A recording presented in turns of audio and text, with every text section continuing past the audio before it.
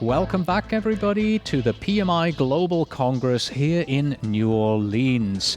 I'm sitting here with Anne Pauker Kreitzberg. Hello, Anne. Hello. So we met over lunch, of all places. This is an unscheduled interview, and we talked about the fact that you were a presenter, and you said, well, the topic of my presentation was Agile Critical Thinking, new approaches and tools to empower project teams. And I said, wow, what a great topic. Would you like to do an interview? Here we are already talking about it. So I have no idea what we're going to be talking about. But let's first talk about your presentation from yesterday. How did it go?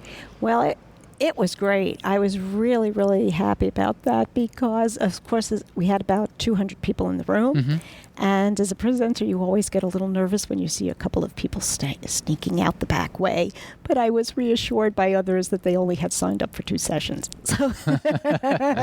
So I was really happy because I saw everybody was very engaged, taking notes, and I couldn't be more happy, really.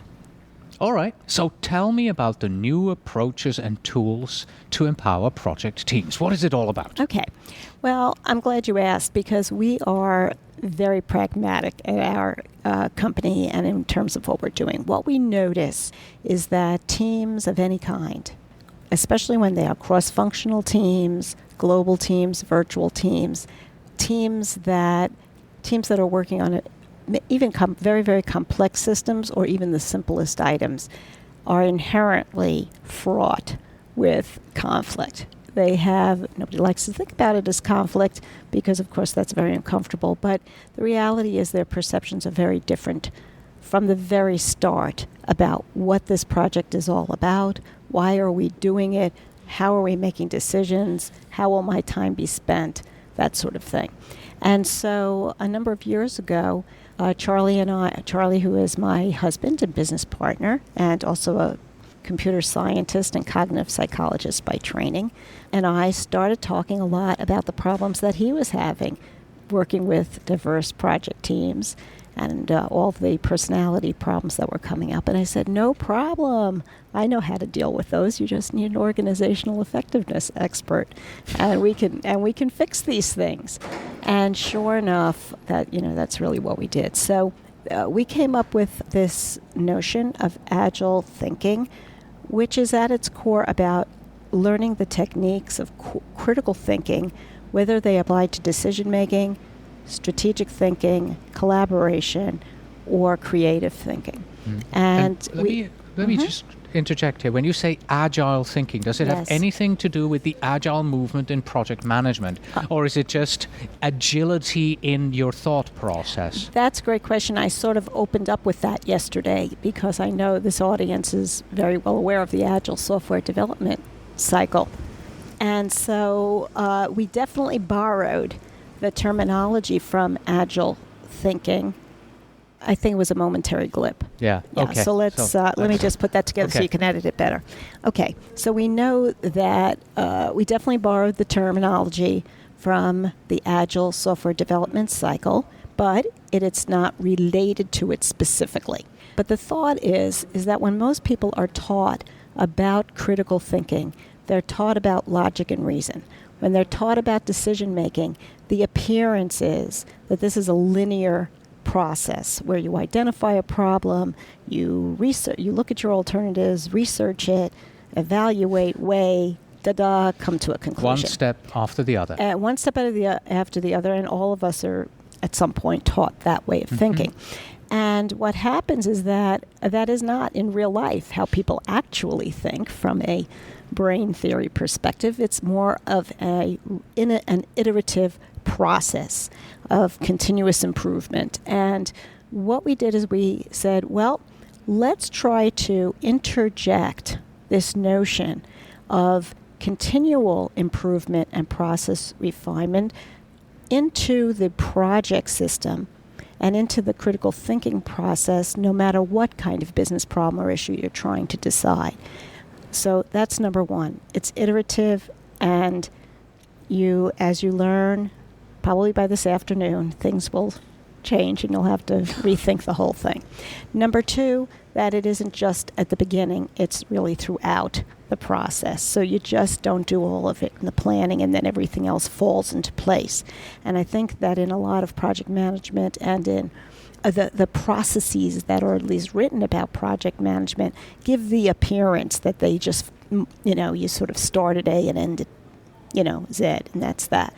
But it doesn't work that way. Second thing, we see a lot of psychologists and others who are talking about critical thinking. We know that critical thinking has been identified by CEOs as one of the top 3 or 4 skills that are needed to successfully run a 21st century company.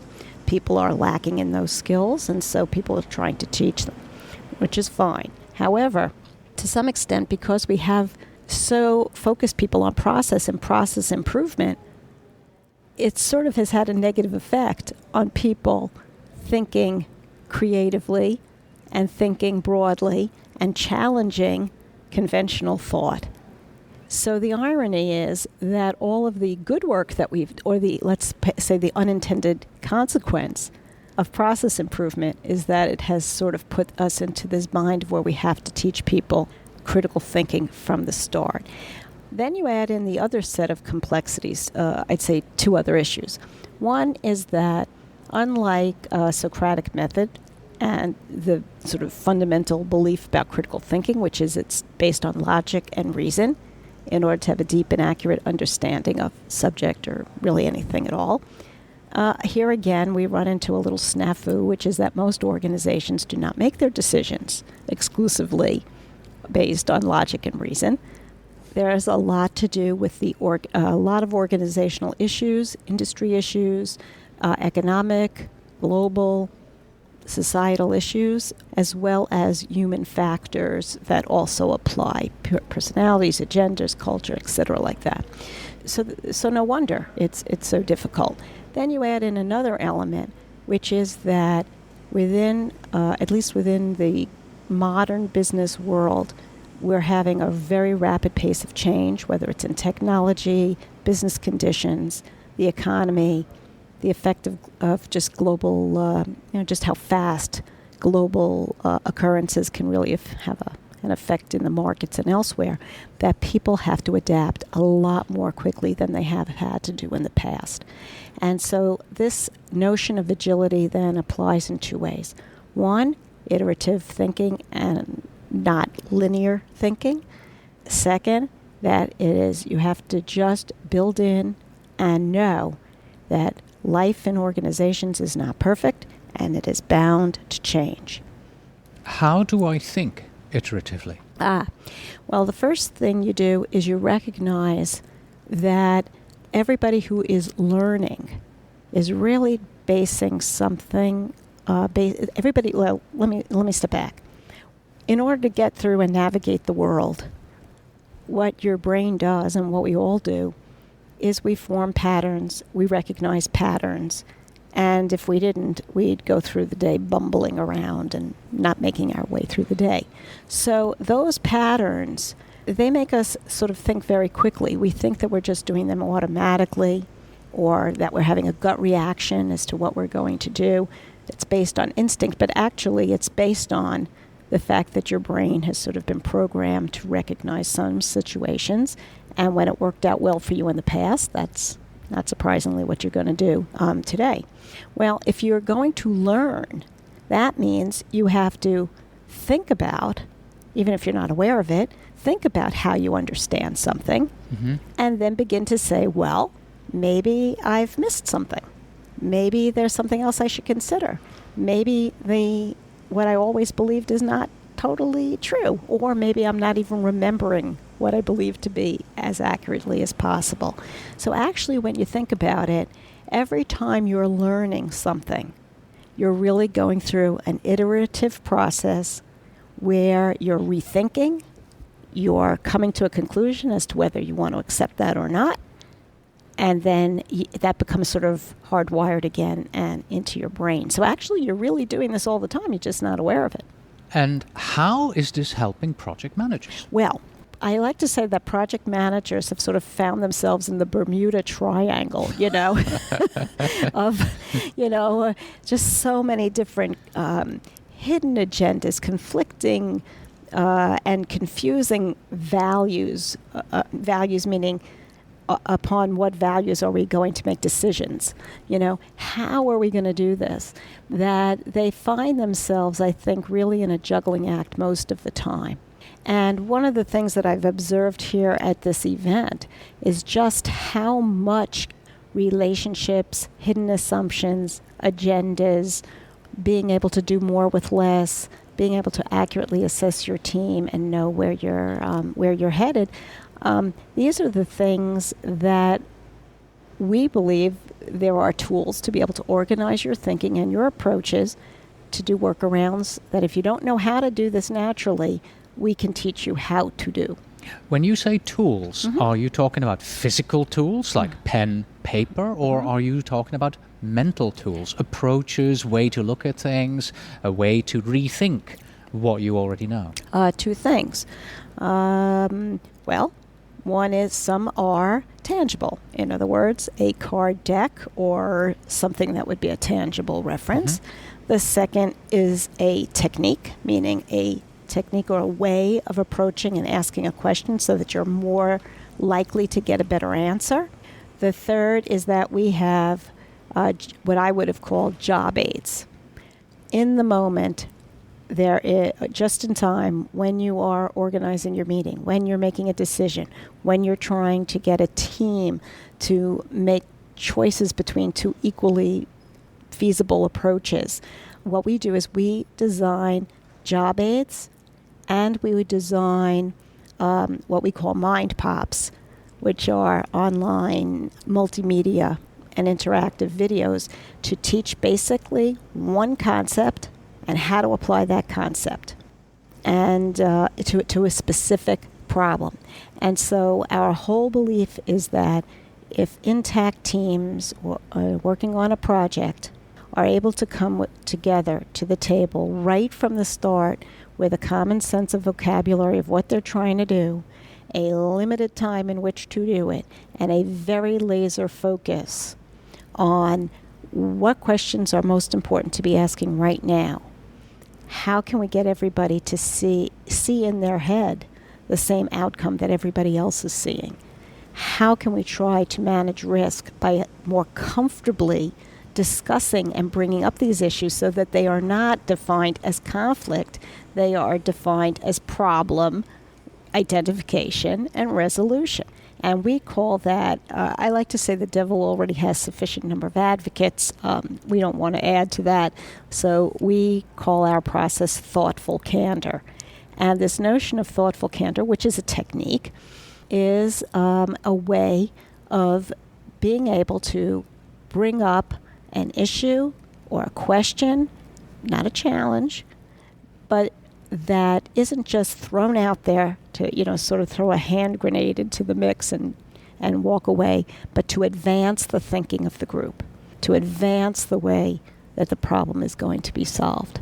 So we're all about how to create respect among people, how to use techniques to be able to really get under a deep and accurate understanding of a situation and to identify what are the inhibiting factors that are going to make it real hard to get there so that we can either have a sort of scrum group that can work it out, or we can say, well, these are not likely to happen, or if they are likely to happen, how are we going to deal with them? So everything we're doing is around simplification, making things simple and deciding as much as possible up front.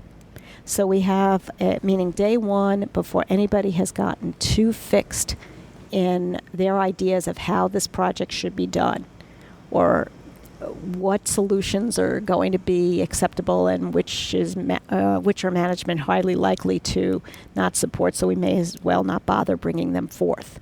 Or we assume that budget and schedule is the most important, which it is important, but it may not be as important as usability or customer friendly or acceptance of the product. And so what we try to get people to do using Agile Critical Thinking techniques is to A, clarify the situation, be able to understand, we call it consider the evidence. So the first step is A, assess the situation.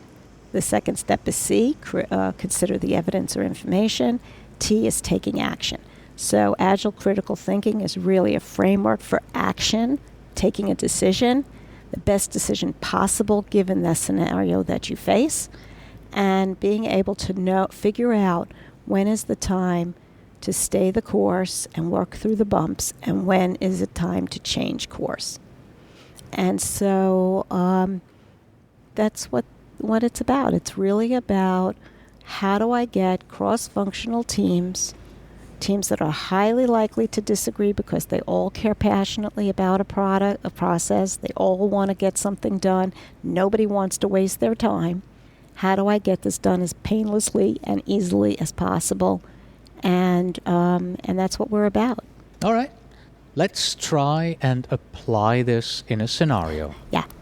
Let's say we have 3 teams, 5 people each, right? We want to bring them together, start out a project, and we want to teach them Agile Critical Thinking. Yes. How long will it take me to train the team in Agile Critical Thinking? Not long at all. What we have, and what we demonstrated yesterday, one tool. Because let's face it, assess the situation, consider the evidence, take action. Who doesn't know what that's about? Yeah. I mean, it's fairly obvious. My interpretation of what that may mean may be different than yours, but we all have a general notion about what that is. So I don't have to really teach you what that is. You already know it. What I have to do is teach you different techniques to be able to do some of the steps within that. So, for example, one of the steps for assessing the situation is clarifying the question. And I demonstrated that yesterday using a company we made up for training purposes called EthoPure, which, if you're interested, it's at ethopure.com, and they're a really cool company. They are a real company. No. Oh, we you made them up. We actually just think they're real. Like, I actually talk about Jamie Alexander, the CEO, as if he's a real person. So yeah, we have a whole company. They're very cool, actually. I wanna go back, so I make sure I answer your first question directly, and then I'm going to tell you how we did it. How long does it take? How long does it take? So I don't want to lose track. That's the question you asked. It takes as long or as little as you like. Okay. So, for example, here would be a typical way that a project manager would approach trying to learn about critical thinking or Agile critical thinking. The first thing that he or she would do is they'd say, okay, what is my problem? My problem is that I'm trying to get 3 teams of 5 people each. We're on the same page on a particular project, basically to answer the question, why are we here? Right. In essence. And they may have, most teams like that will start out with what was given to them as the goal for the project, or the objective of the project, or some sort of project statement, and that's sort of the operating assumption that that's why we're here. I would suggest that how you start to define a problem guides your thinking every step of the way, from the very beginning, as to how you're going to approach it, how you're going to handle it, what way it's going, and it forces you to not look at solutions that you are likely to not be able to get through management, just because that's the nature of working in an organization. So we can teach you that tool. The average manager can go online to our site, and look at what we call mind pops, which are these small online videos that teach the concept of how to use this tool, so that in 45 minutes you can get those 15 people to at least put out on the table, before anybody's got any fixed ideas about what to do, and it gets into a defensive mode. We can very quickly get down how I think this problem should be solved, what are the potential outcomes would we see were we to successfully solve it? 3, what are the risks that might be involved? Then I look at the issues that I might face. Then I consider my stakeholders and what's most important to them. And finally, I ask the question, why?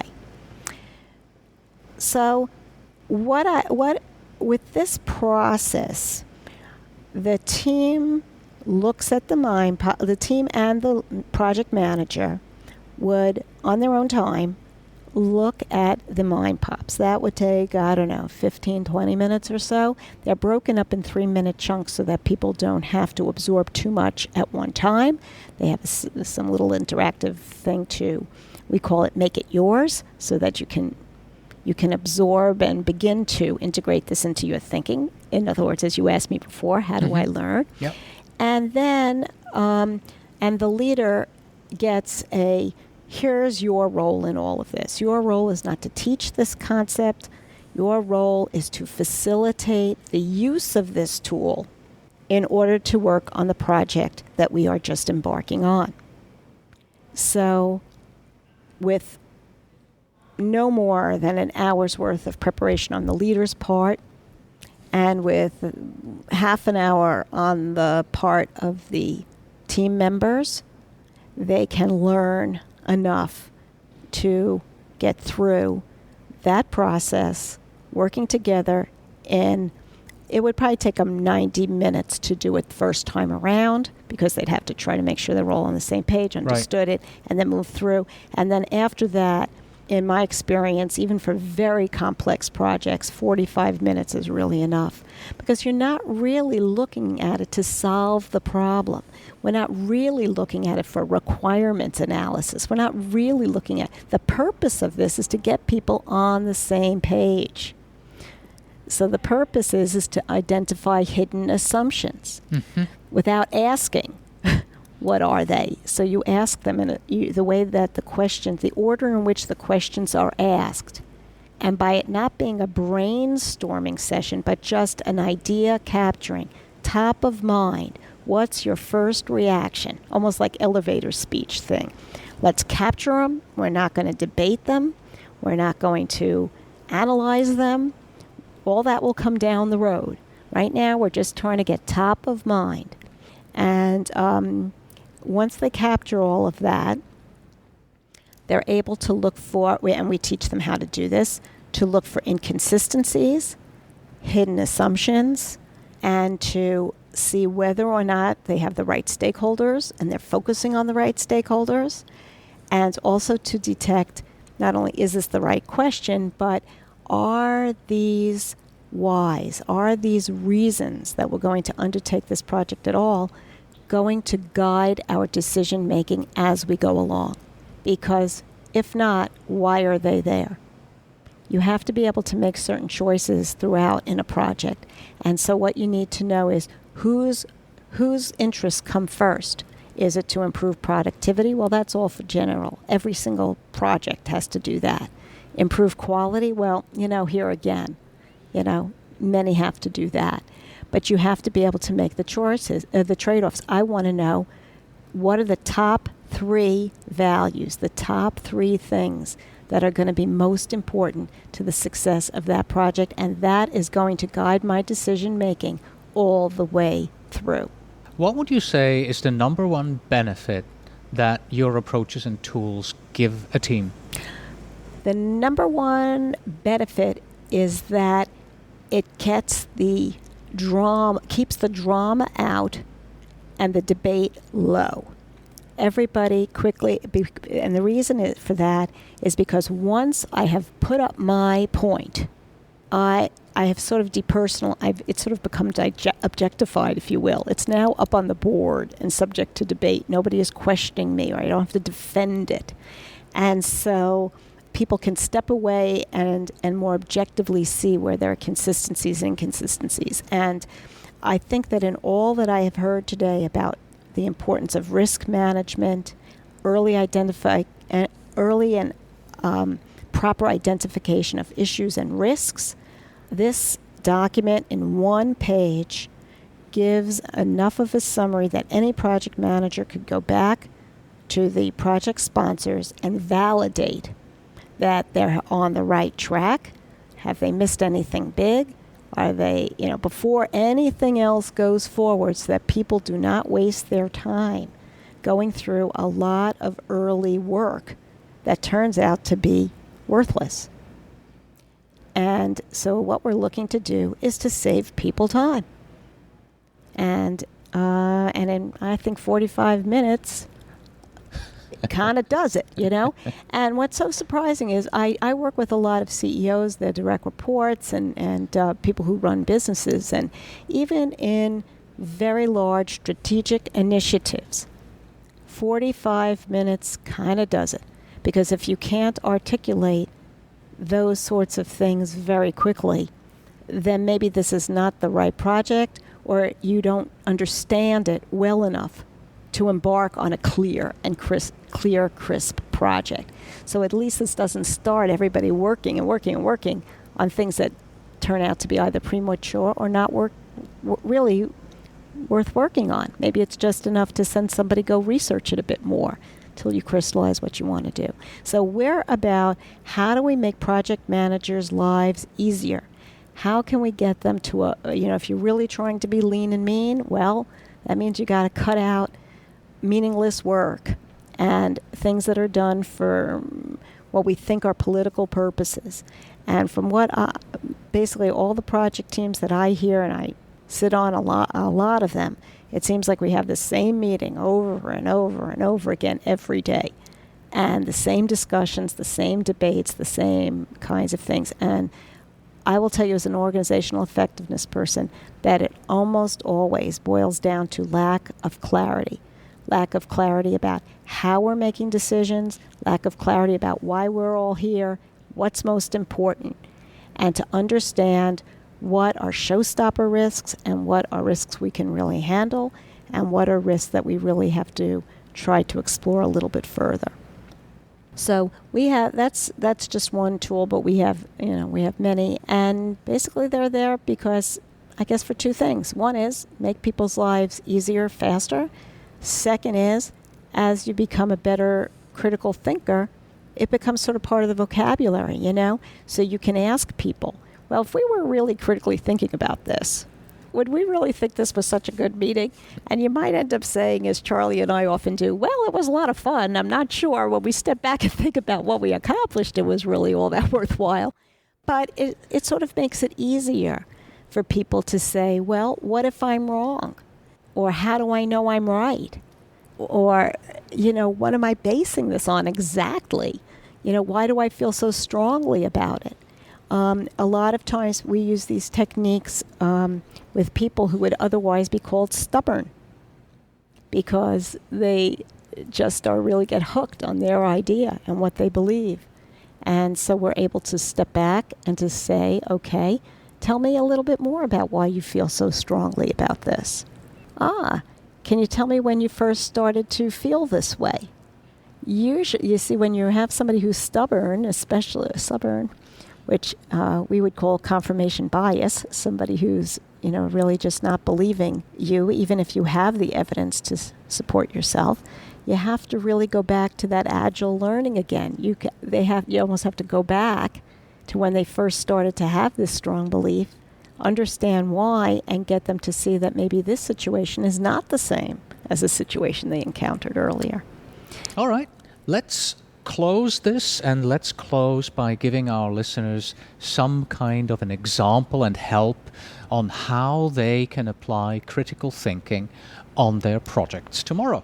So do you have 2 to 3 steps or questions for me that they can ask themselves or their colleagues about the current project tomorrow to begin applying agile critical thinking to their daily process? Yes. I would suggest that even if you asked yourself the question, why are we doing this? And what is the one most important thing about the work that we're doing? What's the most important outcome that we're going to achieve? That helps to keep people clearly and laser focused on what's important in this project. Second, you would ask yourself, why do I believe that the evidence that I'm using or the information I'm using is accurate? Why do I believe it?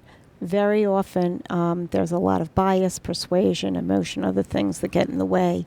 And really, we believe it because we want to believe it. Or the group kind of talks us into it, or it's just not worth fighting over, sort of thing. So it's, why do I believe it? And the other thing I think you could ask, besides what if I'm wrong, is if I were, based on what that person is suggesting as our solution, and it sounds reasonable, but what else would have to be true in order for that to make any sense at all? What else would have to be true? Because when you ask what else would have to be true, you're really detecting hidden assumptions. Because every statement is really basically an assumption and a conclusion. It's a statement of somebody's beliefs, and people say them all the time. And the question is, for that to be true, what else would have to be true? And you can practice this by just listening to Fox News versus CNN versus MSNBC versus Al Jazeera versus any news venue. When you hear the same news report reported differently, if you can hear how it's reported, what it says, and begin to see what else would have to be true in order for that to make sense, that really is the beginning of critical thinking. All right. Anne, thank you very much for your time. Well, thanks for having me.